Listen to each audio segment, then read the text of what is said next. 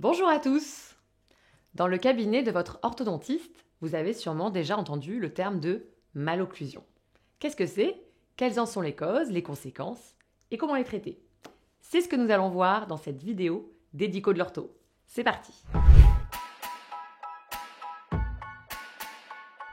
En orthodontie, l'occlusion désigne la façon dont les dents de la mâchoire supérieure, appelée maxillaire, et de la mâchoire inférieure, appelée mandibule, s'emboîtent. Un positionnement anormal des mâchoires peut se rencontrer. On parle alors de malocclusion. Celles-ci sont multiples. Pour vous donner un exemple, la béance est un type de malocclusion dans le sens vertical. Elle désigne une absence de contact entre les dents du haut et du bas et laisse donc apparaître un espace vide où bien souvent se positionner la langue lorsque l'on serre les dents. Les causes de la malocclusion sont multiples. Des facteurs génétiques ou héréditaires peuvent la provoquer. Dans certains cas, ce sont des habitudes nocives dans les fonctions orales qui peuvent en être responsables.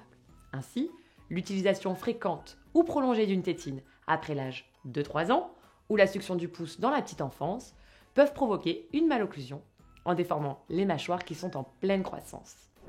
La première conséquence intervient sur le plan fonctionnel. Une malocclusion peut favoriser des troubles de la respiration, des problèmes de mastication et de déglutition. Elle peut aussi être responsable de douleurs au niveau de l'articulation des mâchoires et même, parfois, se répercuter ailleurs, provoquant, dans certains cas, des problèmes de posture générale. Concernant l'hygiène bucco-dentaire, des dents mal alignées seront forcément plus difficiles à nettoyer et pourront engendrer des caries ou des maladies des gencives.